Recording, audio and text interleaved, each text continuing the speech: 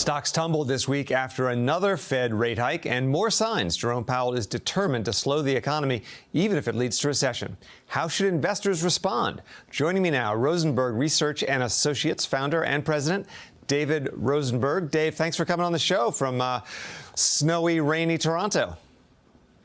Yep. How I would love to join those other 2 million Canadians in Florida right now, but it's a pleasure just being on here with you. So thanks for the invite. Well, speaking of bad weather, I spent some time reading your research ahead of this, and I'm not going to sugarcoat it. It's kind of depressing.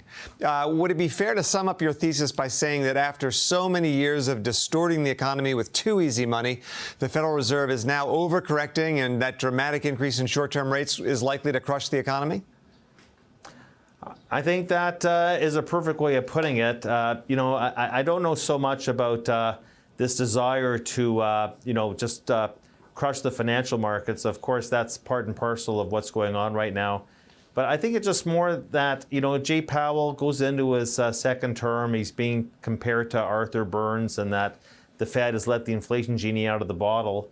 And I think this is really about the embarrassment over transitory. And so if the Fed, I think, is correcting or overcorrecting, is the direction that they're going to take this inflation story and just grind it down into the ground. And if it takes a recession, so be it. And so the reality, as we all know, being historians, is that in recessions, you get bear markets. And whether they're mild or whether they're severe, obviously, it always depends on the starting point of the multiple, but you get the sort of market that we have in our hands right now, and I think that'll be an ongoing story into 2023.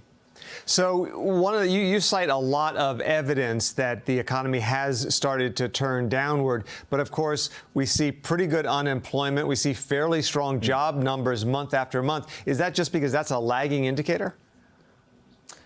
Well, it's a lagging to coincident indicator, but what's very interesting is that the only employment statistic that is showing strength is non-farm payrolls.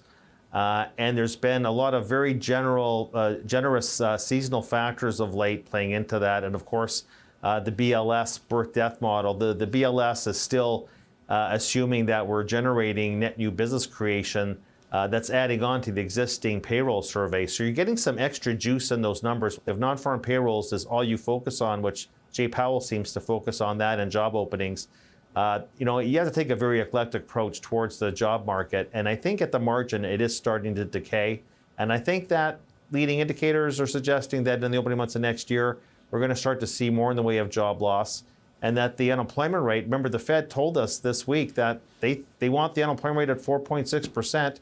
We bottomed at 3.5%, and I think that's what we have to wait for the Fed to pause, is not so much inflation. They want the labor market to loosen up dramatically, so 4.6% of the jobless rate is very critical, but we get to that level and we're going to be in a recession already.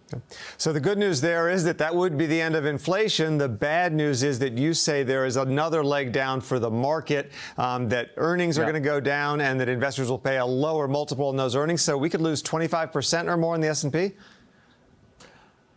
Well, I think that we could. Let's just say that I think we can certainly go down another 15 to 20, and then once we get there, we'll see what's happening and make up our minds as to whether we've reached some sort of a bottom or we can bounce. Let's just say that history is a guide, and the stock market has never bottomed ahead of any recession. And that's what makes this interesting. Everybody asks me, are we there yet? The recession is just about to start, the official recession. And the stock market traditionally bottoms 70% into the recession. Actually, the stock market also bottoms 70% into the Fed easing cycle. And so these guys at the Fed, they're still raising rates, say they're going to continue to raise rates in early next year into the most inverted yield curve since the spring and summer of 1981. So I think we probably still have 6 to 12 months to go before we get to that bottom. We've got to wait for the Fed to stop raising rates, pause, and then start to cut rates. 70% into the easing cycle is when the market bottoms. When does that easing cycle start? The Fed's trying to convince us that it's nowhere on the near-term horizon. So I think, look, I know it's not a pleasant forecast, I get that, but bull markets follow bear markets follow bull markets. It's all part of the cycle. I'm just preaching discipline and diligence and basically to have patience before we start to ride the next bull market, which I think will be a 2024 and beyond story, but not for the next 12 months. We got to go, David, but real quick, give us an asset class that you like, say, over the next 12-month period. Well, I'll give you two. It's the bond bullion barbell, because I love alliterations. So I think the U.S. dollar is starting to correct. I think gold is a great hedge against that. And going into recession, long-term treasuries look like a very, very good trade for me for the next 12 months.